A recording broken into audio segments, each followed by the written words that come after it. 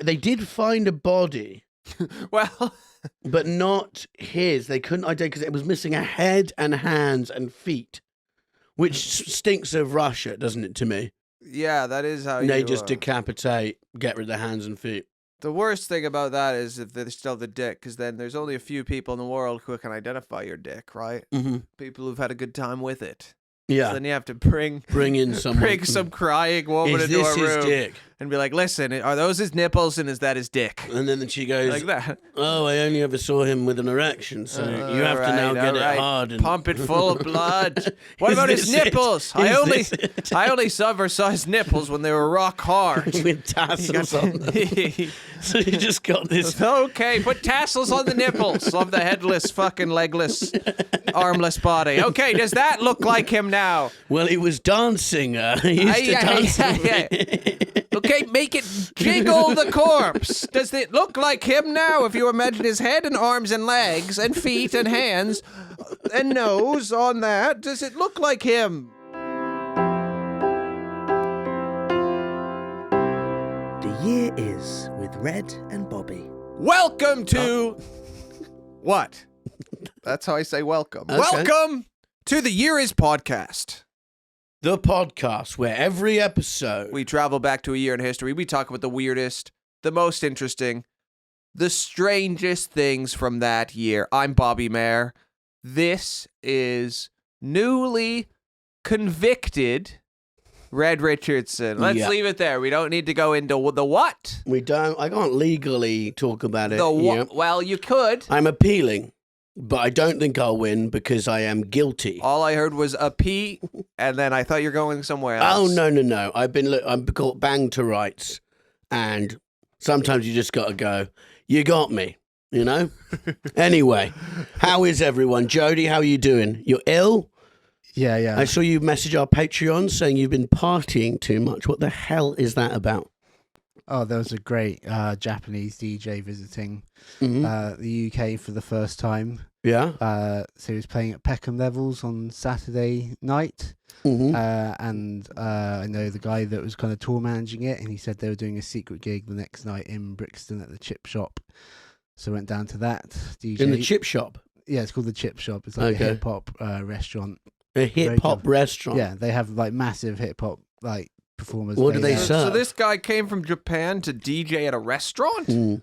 No, he played at a kind of day festival in Bristol, DJ Coco, and then he played another gig in Peckham Levels at a night called Soul Train. Yeah. And then they did a like short minute gig at the Chip Shop, but DJ Yoda played a very short like surprise set. DJ Yoda is such a DJ's name, isn't it? Who is he? Is he a big star? Yeah, he's an awesome DJ, plays a lot with kind of audio-visual stuff. The Ice-T's played there, Chuck D. What food do they serve? Really great burgers. You really like them. Snoop hot dogs. Yeah. Burgers named after people, yeah. But then what happened? Why are you ill? Because how did you get ill from watching a DJ? Round. There's a really bad bug going around. I was in two very kind of like, crowded spaces. With and how late were you up? Saturday I was up till like probably 4. Okay. And then the next night, I guess 2. So it was a double hand. Yeah, didn't have too much sleep, I guess. Did you meet this Japanese DJ? I didn't. I could have done. I kind of don't really get a thrill out of meeting people or getting photos with people. Just kind of like being there and enjoying smelling what's going on. hair. Really? Yeah. You have the vibe of an autograph collector. No, I'm not at all. No. My dad and brother are, but I don't have the vibe of that. No. Yeah. Nice. Yeah. Who has your dad got that's the best autograph? I don't know. He was quite into like Andy Warhol and stuff like that. So got quite a lot. Might be able to sell that. Like that. Yeah. I got George Best's autograph as a young boy. I said, "My name's Red," and he said, "That's my dog's name." He had a dog called Red. Oh, that's nice. Oh, so it wasn't a George Best as a young boy. You got as a young boy. I was. I thought you were saying you got him when George Best was a young boy. I was about 8, and I got his autograph. I've never collected an autograph. I think I've been collected. So. Well, someone's gotten you to sign stuff. Yeah. You come out of a TV studio. You've just filmed shitty television show, and Yeah. there's a person there whose job is they get everyone's autograph in the hopes that that person will then explode and get famous, and then the autograph is sell worth it. money. They do it every day, all day. That's their job, is being an autograph collector. And they say, that's that self-hating gay guy from Ozark. Wait, what? No, that's not what they say about me.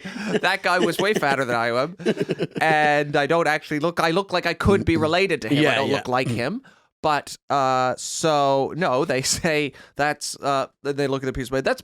Then they really don't know who you are. But then they go, "Oh, you're Bobby Mair." Yeah. You know, and you sign. And then I always think, man, if I ever get huge, then that guy's gonna have some money.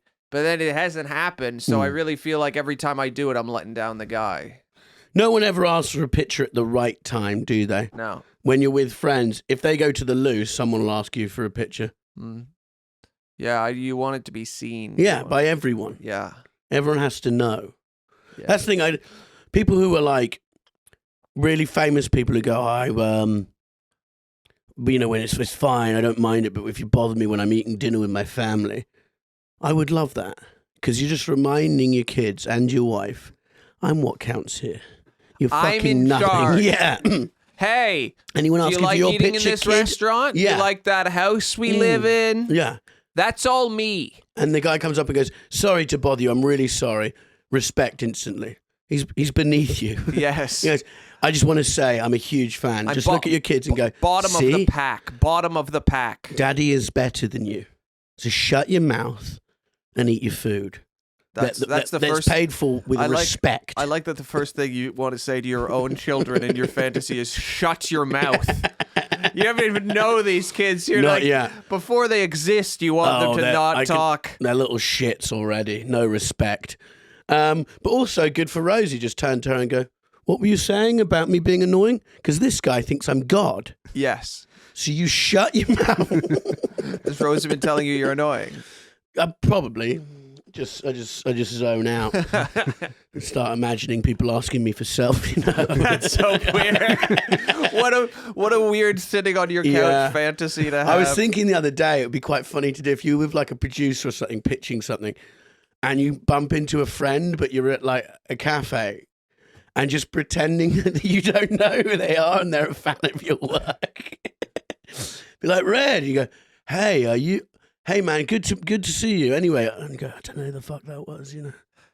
Yes. He must have liked the podcast. That's a great power move, actually. Sometimes I think I might be a sad, pathetic loser. No. I think a better thing to do, though, if we're going down the road of like using people in that way, would be you just pay like let's say you're having a meeting about an idea. While you're in the meeting, you just pay 5 people to come up and recognize you. Well, that was, do you remember? Because then people are like, oh my God, He's a this big guy's star. on the up. But you'd pay your fucking idiot friends and they'd mess it up. Yeah. They'd come up and be like, hey man, why don't you have 5 seasons and a book deal? You know, make it really over the top. Do you remember the idea Super Dates? No. Have I talked about this on the podcast? No. Super Dates, basically out of work actors. And if you're an out of work actor, DM me on Insta because I'm genuine about this. I think you just mean actor. If you're an actor, I don't like the out of work. It's mean, isn't it? It is mean, but also every actor's out of failed work. musician. Every actor's out of work. If you're not working, Yeah. you're not always acting, are you? Schwarzenegger. But so you get a load of actors. If you're going on a date, you pay for an experience. So like, we pay one of our actors to come up and go, oh, are you two splitting the meal? Because women don't do shit. And you can jump up and be like, you're a misogynist. Go fuck yourself. Look like a hero. The highest experience you can get is the terrorist experience. Okay. So if you get on the tube with your date, you pay £400 for one of our actors to come on with a fake bomb, and then you hold him down and undetonate it. And you're obviously going to get laid that night, and by the time she finds out that it was But just... you've never seen Kingpin, right? No, what's There's that? There's this, one of the best movies of all time. There's a scene in it. It's where it's so funny where Woody Harrelson he's playing Roy, this guy who's supposed to be a big famous professional bowler, but he lost his hand because in a bowling machine. So now he has a hook for a hand, so he can't bowl anymore. So he's just a sad old guy, and it's 20 years later. And his landlord is played by like this incredible actor who like looks like the most disgusting lady of all time.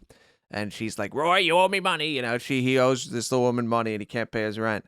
And then, so to delay his rent, he pays his friend to mug the woman. And then while he's mugging her, Nice. Roy throws his coffee in the guy's face. That's good. And then he saves her, and then she's like, "Oh, don't worry about the rent." And then while she's doing that, the guy actually comes up to say like, "Oh, where's my $50?" kind of thing. Mhm. And then she sees him, and then Roy panics and throws like an actual hot cup of coffee at his face.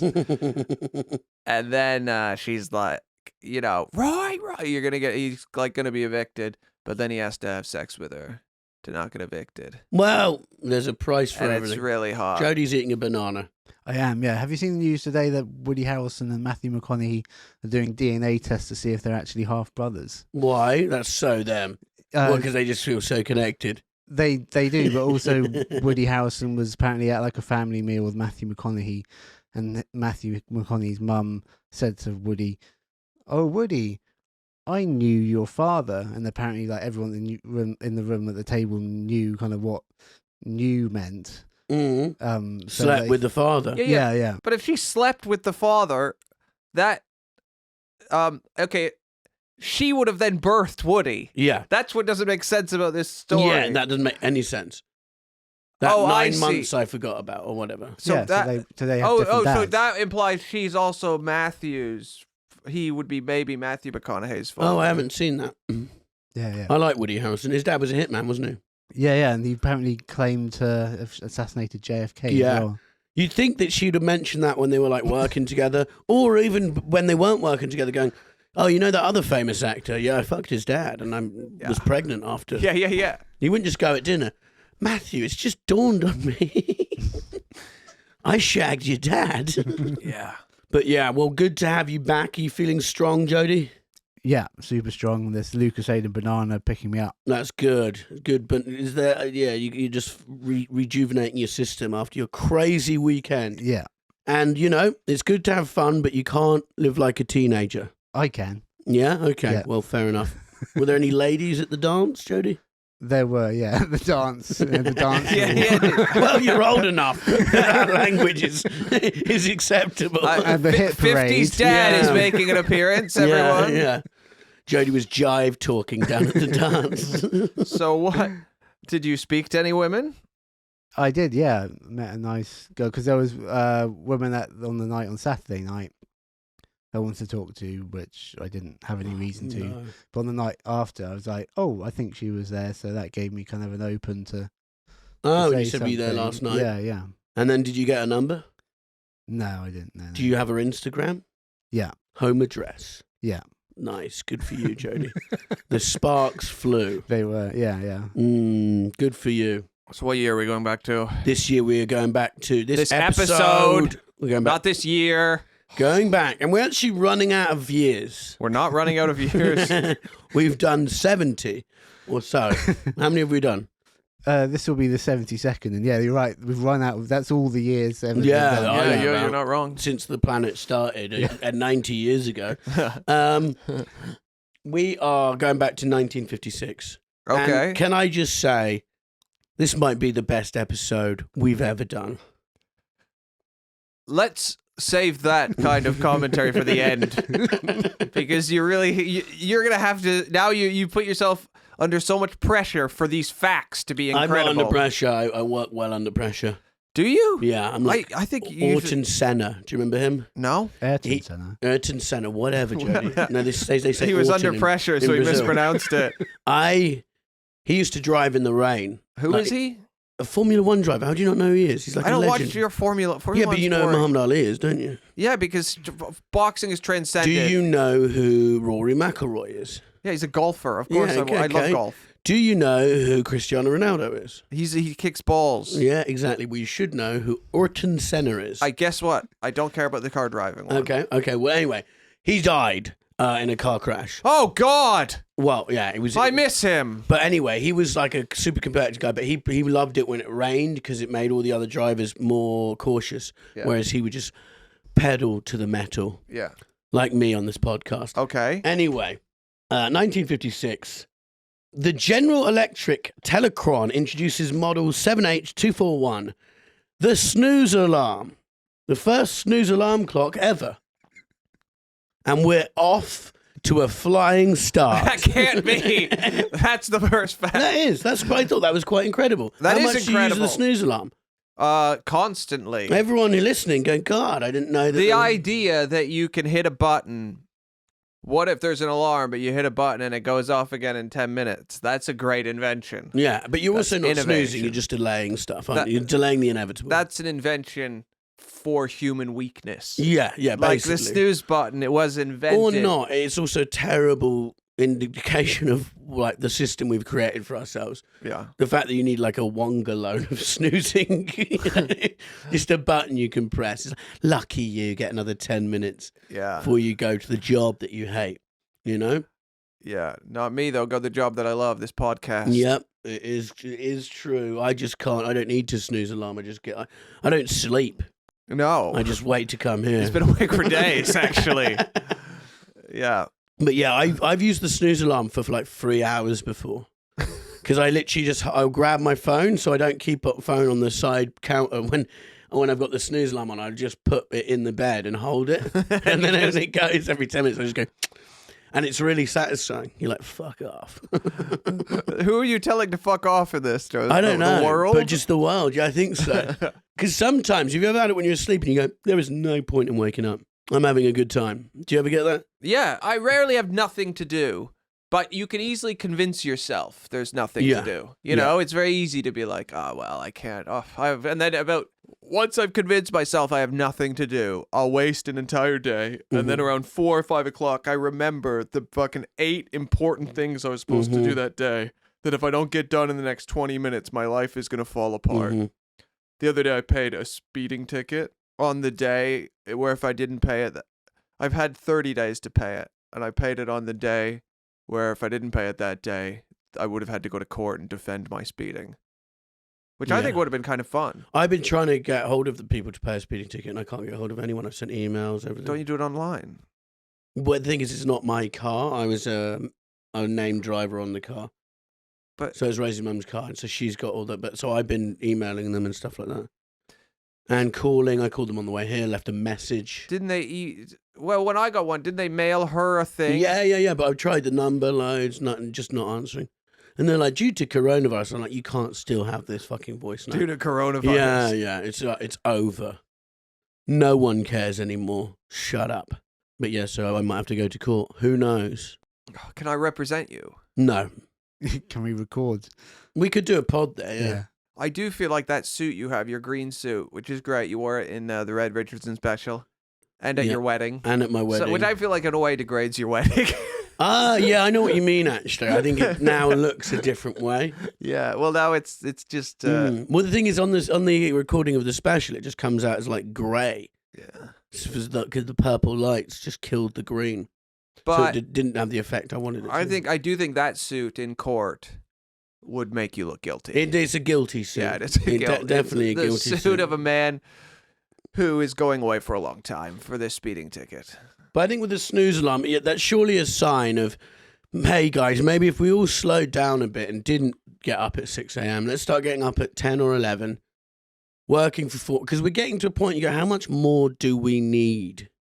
Let's find a cure for cancer and then stop, you know? Maybe some environmental inventions that like help us save the planet, but otherwise, I just think that when you get to the point where you go, oh, we could have this invention where people can press a button and sleep, and they get 10 more minutes sleep. Does it actually help? Does the snooze button actually help? Well, because it's like you slowly wake up. It's like, hey, you got to wake up. That's not the point of it, though, is it? The slowly. Well, it gives you 10 minutes more, and you go, oh, I can snooze for 10 more minutes, and then press it again. Then you go, oh, I pressed it 3 times, and now I'm an hour late for work, and I've been sacked. Thanks, snooze alarm. I'm sure I've seen studies, though, that it's actually more harmful. Oh, that's a terrible way to wake up. You don't want to wake up, go back to sleep for 10 minutes and wake up. But, yeah. The best way to wake up, apparently, is you leave your alarm on the other side of the room. Of course. And then you just got to get up. The sun, I like the sun waking me up. What you do, you leave your alarm on the other side of the room, and then you pay a man with a bucket of ice cold water to stand outside your window all night. Okay. And when you go to turn your alarm off, he just launches it in your face. And then you can't get back to sleep. He launches it in your face and calls you a fat shit. And that's it. It's really good. We could invent that. 2023, they invented the man with the bucket. Someone called me a fat shit, though. I'd say, but I'm not fat. Yeah, but you'd be awake. You'd be pondering. Your mind's going... Am I fat? Who am I fat? But then you're in defense mode, and you're defending yourself, and then you make a coffee and go down and kill the day. It sounds quite stressful, though. That's a stressful start. Yeah. Yeah, I do often think about home intruders, and if I started the day with a knife fight, I don't think I'd have the urge to go back to sleep. So maybe it's just like, I just see someone in the house, then they pull out a knife, and then I find a knife, and we have a knife fight, and then at the end of it, I find out their knife and my knife are both like not real knives. Props. But I still like had the adrenaline you get from a knife fight. That'd be an exciting way to start the day. Or every day at 7 a.m. someone comes and starts laying firewood against your house with firelighters, and you just have to get up, otherwise they burn your house down. And you don't have to fight them. All you have to do is walk out and go, stop that now, you know? And then you're awake. Yeah. There we go. But if you don't do it, they will burn your house down. Yeah, that's the deal. Or what if they get your dog, and if you don't get out of bed, they take your dog? But do you know how much I would sleep in if someone had Sonny? No! I'd be like, see you all in 2 days. I'd get 5 sleeping. You wouldn't let anything happen to Sonny. Eight Why do you hate Sonny so much? His name is, first of all, his full name is Sunil Patel the dog, named after a guest of this podcast and of his own life, Sunil Patel. Yep, Sunil. Good guy. It's his namesake dog. But he's not. He's called Sonny. You didn't call him Sunil. We did call him Sunil Patel the dog. Sonny is his nickname. Yeah, okay. So why do you hate Sunil Patel the dog? I don't. I just don't. I don't hate. I don't know. Jody, you hate Sonny, don't you? We all hate Sonny. I like Sonny, but I'm not allowed near him. Have we said why? Because Sonny just starts pissing because he's so excited to see Jody. Yeah, he loves Jody. Yeah, because Jody has a weird dog sex energy. Or has you ever seen the film Ransom? No. Oh yeah. Yeah. Who's the lead in Ransom? Mel Gibson. There's a guy kidnaps his kid, holds him ransom, and then there's a whole we're trying to get him back. The kid ends up coming back, and this guy's like, I found him on the sidewalk, I saved him. Comes to collect the reward from Mel Gibson, and the kid hears the guy's voice, and it's like, fuck, that's the guy who kidnapped me, because he's had a mask on his face the whole time, and the kid just pisses himself. And Mel Gibson's like, you're right. And he just starts pissing himself. And he's like, that's what Sonny feels about Jody. Because after that walk he took him on when Jody was using the dog. We don't know what happened on that walk. So maybe it's not excitement. Maybe it's heavy trauma. Yeah, just fear from when Jody pretended he was his daddy. But anyway, the snooze alarm. July 9th, 1956. Tom Hanks is born. Wow. America's dad. Do you remember when he got coronavirus and everyone took it seriously? It really helped me to admit to myself that the pandemic was real. That it was real. Mm-hmm. I remember that I was like, I'm not sure about this. And then Tom. But it was like this thing. And then, Tom Hanks gets in and everyone goes, oh, fuck. This is real. Tom Hanks has it. Yeah. And his wife. And he had AIDS in Philadelphia. So. And he did indeed. Now there's there's a whole movement, the sort of QAnon guys are all convinced now he's part of an occult paedophile ring. Because he took a picture of him and he had a clock in the background and it had burgers drawn on the clock and they think that's the symbol. What I don't get about these people who spot the symbols is you go, if these people are as elite and as intelligent and powerful as you claiming they are, why are they leaving little clues for idiots like you, For fun. Yeah. Because it makes you then feel smart. You're smarter than these people who are running this evil network. But they go, look at the hand symbol. And it's like, but why would It's an amazing feeling to feel like you know more than everyone else. Any gang past the age of 14 with a hand symbol isn't going anywhere. You know what I mean? Okay, well, you can say that, but I happen to know some really cool hand symbols. Well, actually, I suppose the Nazi salute caught on, didn't it? Is catching on. Again. Yeah. Is it? I don't know. Who knows?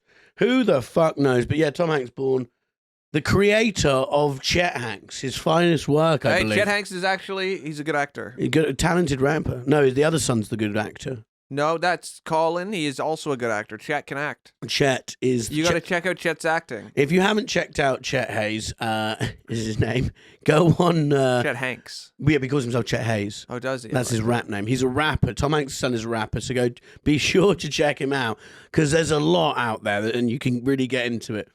Yeah, Colin Hanks is...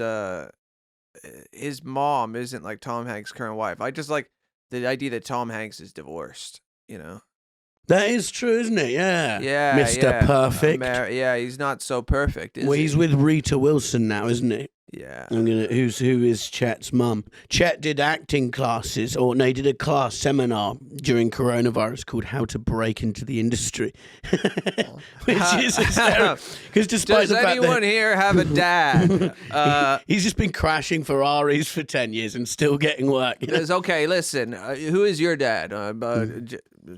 John Simpson? Who's John Simpson? I don't know. He's an electrician. Nice man. Okay. Yeah. Does anyone here have a dad who's Tom Hanks-esque? Yeah. That's the most helpful thing I can say is really have a parent.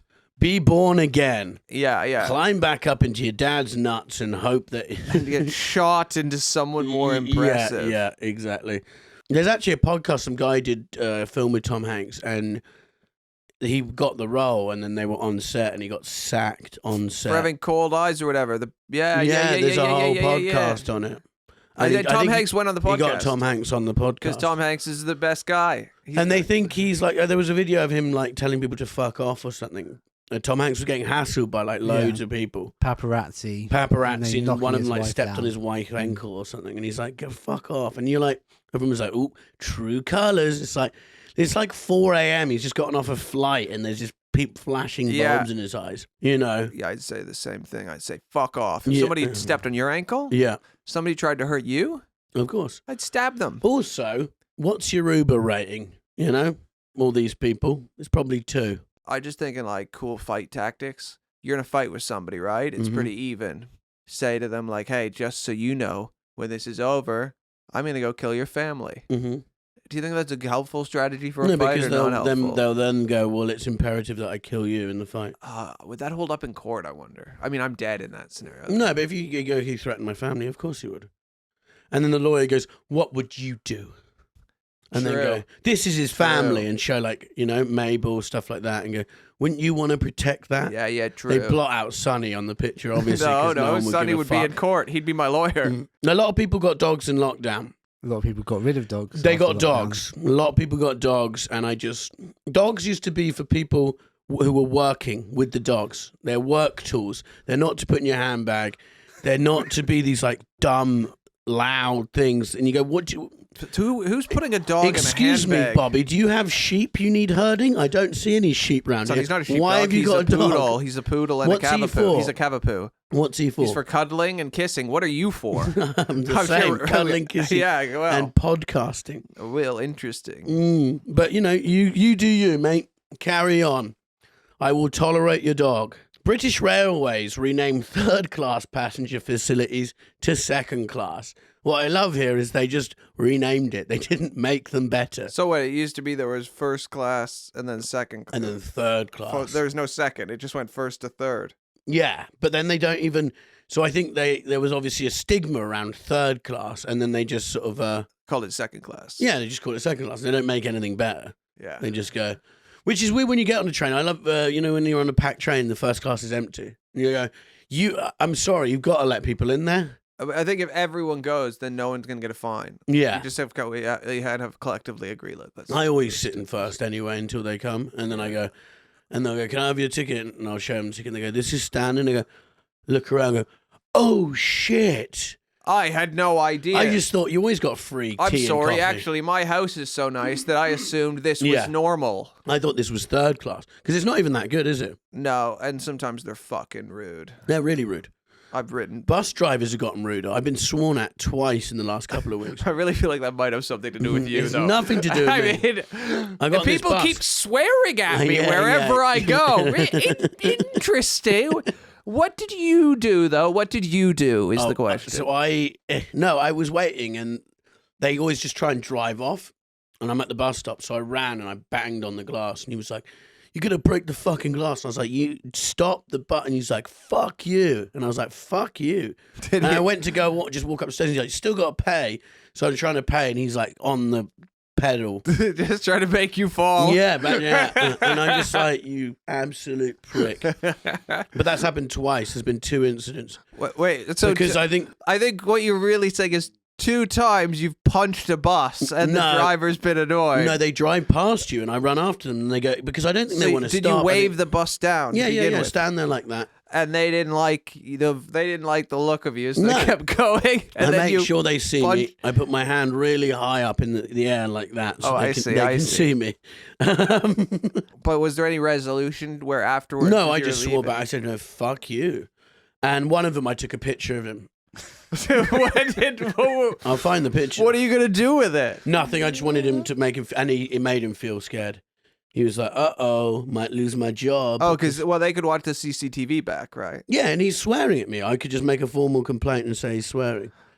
And then, I feel like as someone who swore at a lot of people, neither of us can ever complain, like No, but I don't- officially that someone. I've worked in cafes and stuff. I didn't come in, I go, "Oh, fucking hell, what do you want, you prick?" You know what I mean?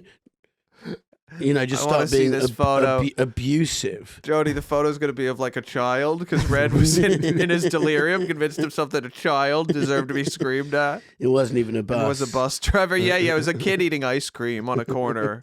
And Red called the kid a cunt and knocked the ice cream into his fucking face. My therapist had the saying that once is a coincidence, twice is a pattern. So this is the second time Red's going to try and have someone fired for being rude to him. Yeah. Why, when was the other time?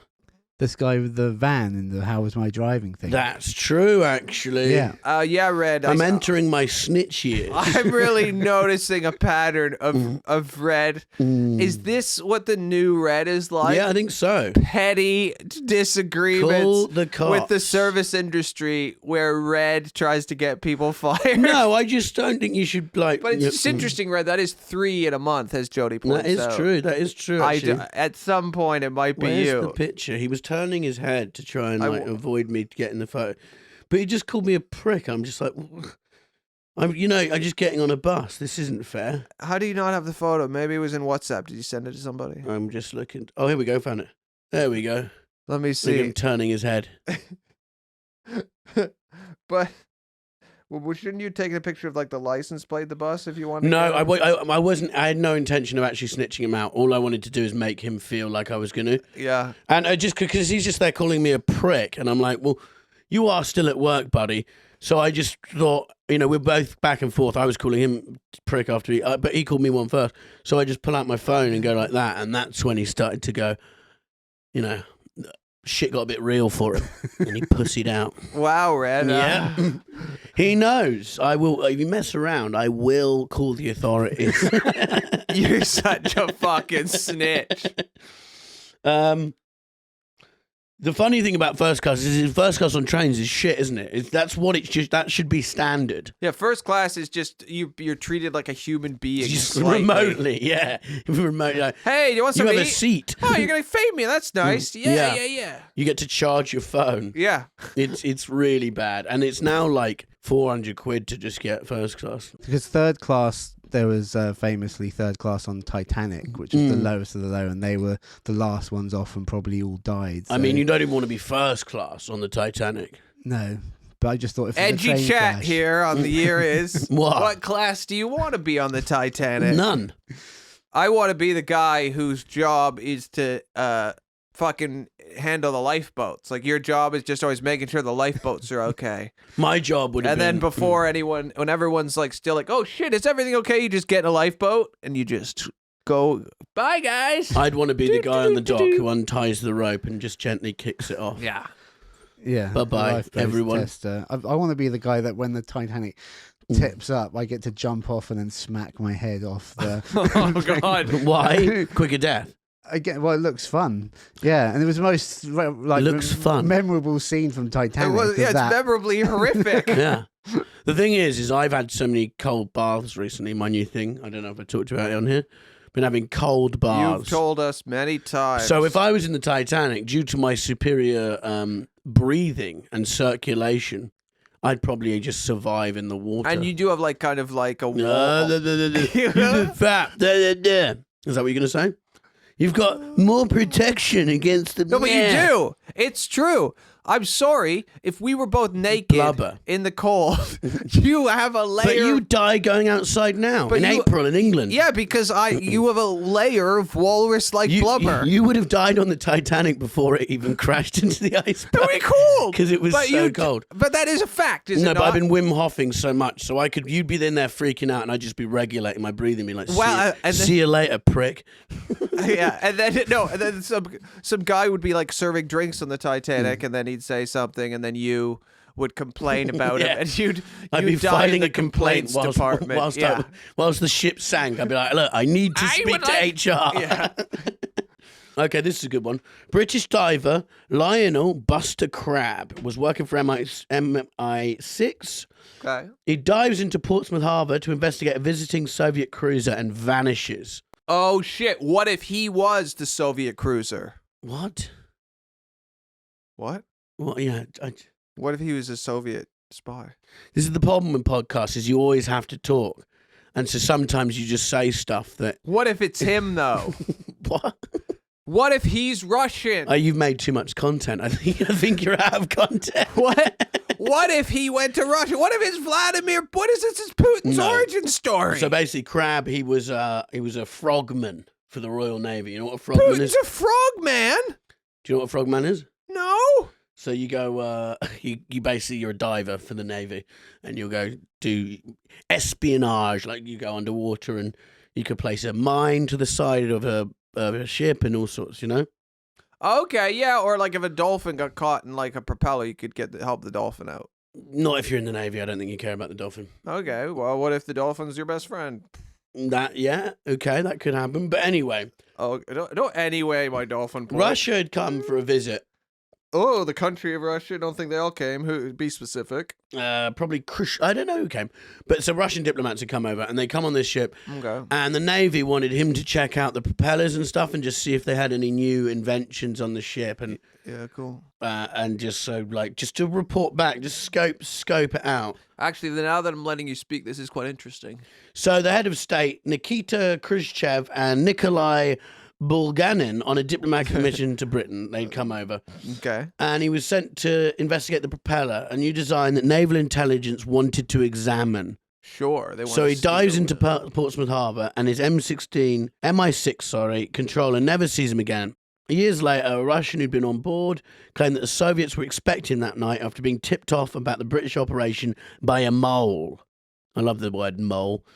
And that he dived into dark and dirty waters beneath the ship, and they sent men in. They hunted him down and slit his air hose and his throat with a knife. Just slit the throat. I don't think the air hose is necessary, but whatever. And then they took all his belongings from his hotel and just got rid of him. They just disappeared him to make it look he's off Portsmouth Harbour, home of the Mary Rose, and he gets his throat slit in the harbour. What a job that is. Can you just dive into this dirty water and go check out the propeller? Yeah, I mean, you're a spy though, right? That's a spy job. Yeah, but he's on his own land. He's not going abroad. It's quite ballsy. Yeah, all the frogmen are really ballsy people. No, I mean on the Russians' part, to kill somebody. They won't. Yeah, but the thing is, problem with these... But if you go to Russia... They follow you everywhere, yeah, right? of course they would. They're going to check your propeller. But you're not allowed to kill the people following you. It's kind of just understood they're going to follow you around. Yeah. But I think the whole problem with these spy things is no one's meant to be doing it. Yeah. So they go, well, we killed him. Why do you care? He wasn't working for you. It just seems a bit much to be killing the spy, I think. They should have given maybe a stern talking to. And said, hey. Hey, stop it. Leave our propeller alone. Or just share the idea for the propeller. Well, I don't think they're going to do that, but this special propeller. He died for a propeller. But yeah, very interesting man. I wouldn't want to fight underwater. There's also a theory that he death by misadventure. British diving expert Robert Hall wrote in 2007 that Crabb had probably died of oxygen poisoning or perhaps carbon monoxide poisoning, and that Crabb's age and poor health caused by his heavy drinking and smoking had made him unsuitable for the mission that he had been assigned. That's quite mean, because the guy, he's just trying to do a good job, and then, we think he died because he was fucking out of shape. Yeah. They never found his body. How do you know? Exactly.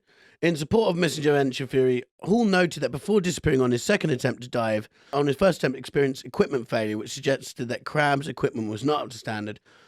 Crabb's MI6 officer, Nicholas Elliott, always took the view that Crabb had suffered equipment failure or his health had given away and that his reputation had been unfairly dragged through the mud. Though they did find a body, Well, but not his. They couldn't identify because it was missing a head and hands and feet, which stinks of Russia, doesn't it, to me? yeah, that is how They you... just decapitate, get rid of the hands and feet. The worst thing about that is if they still have the dick, because then there's only a few people in the world who can identify your dick, right? Mm-hmm. People who've had a good time with it.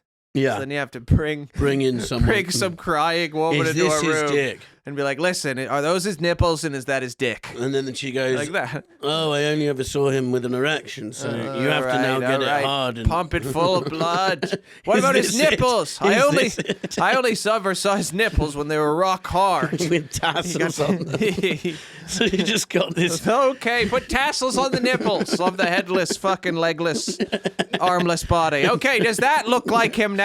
Well, he was dancing. He used to dance.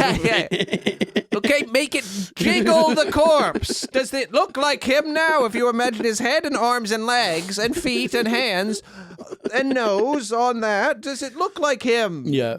No, I don't think so. God. That mole wasn't. He didn't have that mole. Violet Gibson, who attempted to assassinate Mussolini in 1926, dies in a mental hospital in England after a lifetime of imprisonment. Violet Gibson went up to Mussolini in 1926 with a gun, shot him in the face twice. He dodged one. The other one just smashed into his nose. I hate to say it, in this story, Mussolini comes off quite well. He gets shot in the nose. They arrest her. He's like, don't kill her. Fuck it, it's fine. He gets a plaster on his nose. Okay. Carries on doing his little meet and greets tour. Yeah. And then the British are like, can we have her back? She's mentally ill. And we'll keep her in prison here. And he goes, yeah, don't punish her. It's fine. So he just lets her go back. She walked up to him in a car. She had a rock with her. I don't know why. She wanted to break the window and then shoot him. First mistake, you can just shoot through the glass. Shoot the glass, as Alan Rickman says in Die Hard. If you think of Mussolini being on Hitler's side, Italy wasn't the most effective. Mm-hmm. It was awful. But didn't they lose to like 400 people in Abyssinia, wasn't it? I don't know. But I'm just saying, like, their support probably propped up Germany in some way. No. So, it just let them down. They tactically did really dumb things, and Hitler was constantly being... I know that, but there must have been some... There was no benefit. Yeah. But Hitler was kind of aping Mussolini in his presentation. Mussolini was like the original kind of charismatic dictator, Mm-hmm, he was doing a lot of an impression of Mussolini in what he was doing. But I just mean, if you would have got him, would that have what would have changed? Nothing. It wouldn't. There was a joke in the English army, and they said, how many gears does a Italian tank have? And it said 2 reverse gears and 1 accelerator, just in case the enemy attacked from behind. I like that. Yeah. But no, they were like they did something in Greece. They'd send like thousands of men, and then the local pub would just empty out and go and smash the crap out of them.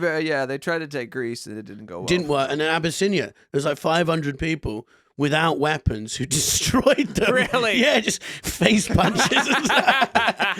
And they're just like, no, please. Where's Abyssinia again? Is that now Ethiopia? I think so, yeah. Yeah.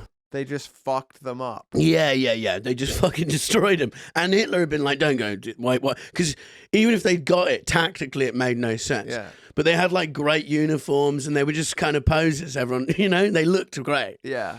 So this woman, she had severe mental health throughout her whole life. And look, let's face it, being mentally ill in those... I think we've gone too far with mental health these days. But back then... They didn't go far enough. They didn't go far enough. They needed to talk about it. You think when World War II started, Mussolini was now the enemy of Britain, then they would have said, hey, let her out of jail. She's cool.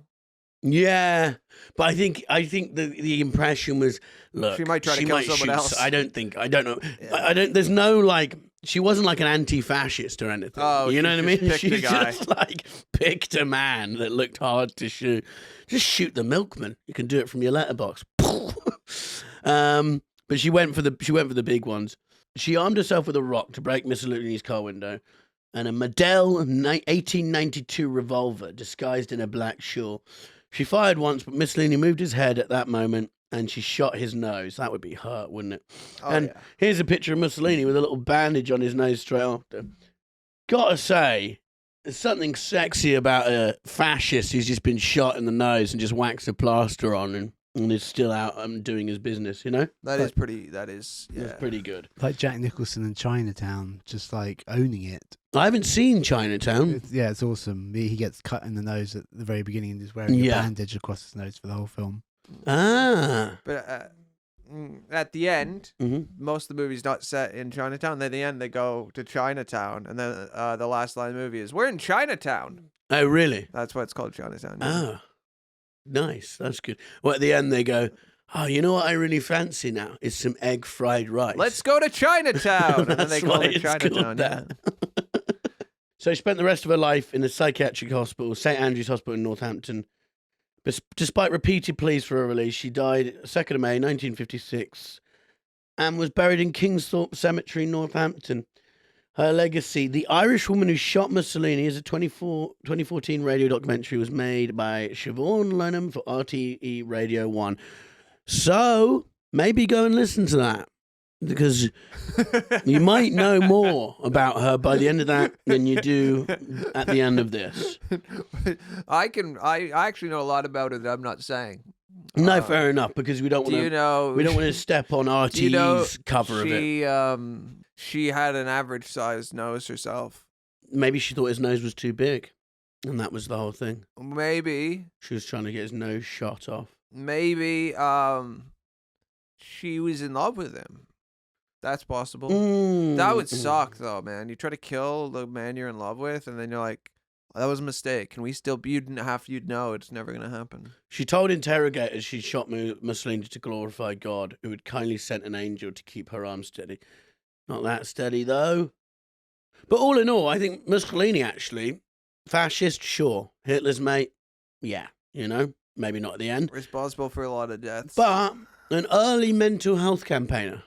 He literally just let this woman go back to the UK. He didn't kill her. Imagine what Hitler would have been like about that. But was that... Bloody Hitler wouldn't have... He would have been a dick. Because he didn't want to stir things up with... No, she's Irish anyway, so the English didn't probably care anyway. What did Mussolini say? His famous quote, I'd rather live one day a lion than 100 as a sheep. Which he said, cool quote, Mussolini hanged... trying to flee Italy when they'd lost the war. Yeah. So, you know. Couldn't the people, how'd they kill him? Was it in the street? They hung him, strung him up with his wife or mistress in the street, a bit Gaddafi-esque. Yeah. Yeah, she was just like, no, you don't, we're on a break, actually. Yeah. Things haven't been going that well between us. Actually, I think I'm going to leave you. Yeah. If I was her, I would have really been like, I think we should see other people. Like the second the armistice happens or whatever, and they're like, okay, the war is over, and I think she'd be like, oh, I just don't feel the way I used to feel about you. Well, they still love him then. Is it his granddaughter still going in politics? Really? Yeah, I'm pretty sure. Isn't Mussolini's granddaughter like constantly trying to get in power? Greta Thunberg. The Nepo baby fascist. Yeah, Nepo.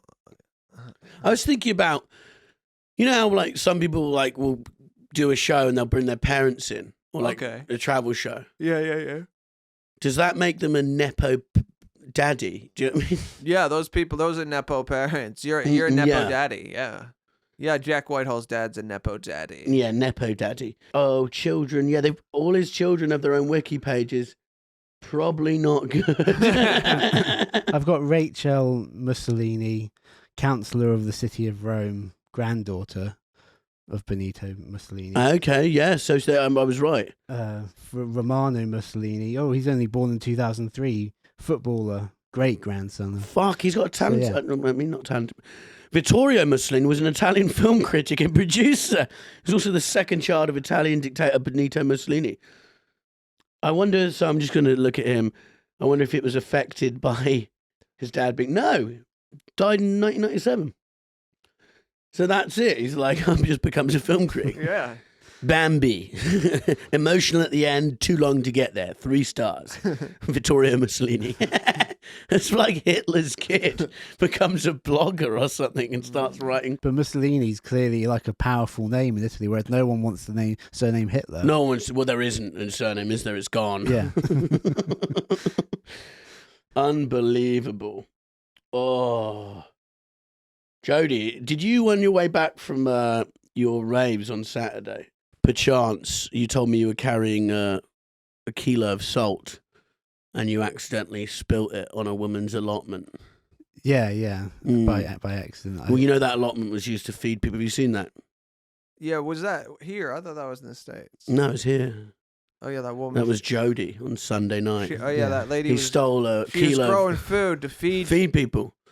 And drunk Jody had stolen a kilo of salt from the hip hop cafe. So it salted her land so she couldn't feed people. That's so fucked up. Anyone who hasn't seen this lady made a video crying because she used to have a veg patch where she'd fed 1,500 people. It's a lot of people. It is, that number seems a bit high to me because it's about 10 meters of space. I know, the patch didn't look that big. Yeah, I don't know who you're feeding. Really? A carrot per person. Yeah, everybody. Tops. Yeah, fudged the numbers a bit. Yeah, she did. But whatever, numbers. it's a nice, Anyway, someone went and salted it because why not? Yeah, like, what the fuck? She was punished like someone who lost in a war against Rome. Yeah, Like ancient Rome. We're gonna salt the your land so earth. nothing grows here. That's so bad. Finally, Norma Jean Mortenson. Do you know who that is? Is it your great grandmother? Nope. Okay, I was just guessing. But I'd be proud if it was. Goodbye, Norma Jean. Yes, Jody. Who is it? I know who it is. Who? Marilyn Monroe. Yep. She legally changed her name in 1956 to Marilyn Monroe. That makes sense because that was actually her name we know her as. But I think Norma Jean could have been a name. Nope. No? It sounds Because like Norma old Jean's lady is two. name. That's one name pretty much, isn't it? Yeah. Norma Jean Mortenson. Yeah, not quite the same as Marilyn Monroe, is it? No. Who do you think you are? Norma Jean Mortenson? You think Who do you she's think you hot? are? You should see Norma Jean Mortenson. No, it doesn't have the same ring Yeah. to it. Marilyn Monroe Mm. rolls off the tongue. And if you can't handle me at my worst, you don't deserve me at my best. Is that The quote, used and abused by pieces of shit throughout the world ever since. And on that note, I think we should leave. Well, we've got some exciting stuff in the Patreon, don't we, Jody? We very much do, yeah. I just thought, though, if she didn't change her name, Marilyn Manson would be Norma Jean Manson, which is kind of less. Yeah, less. Intimidating. I don't think he would have called himself Norma Jean Manson. no, I think maybe, it wouldn't have been as cool. Yeah, I don't think it would have at all. Okay, well, now you know all you need to know about 1956. Now you know. And the bits you don't know, you can go and listen to elsewhere. If you're ever in a pub quiz, question comes up, don't thank us now. Thank you for listening to the Eras podcast. And zoom in. What does that even mean? Come to our Patreon because we have some exciting stuff. Patreon.com/the Eras pod. Thanks to our super generous patrons, Christopher, Spencer, Matthew. Thanks to all our other listeners and our normal patrons. We appreciate you. Goodbye and good luck. Bye. Goodbye, Norma Jean.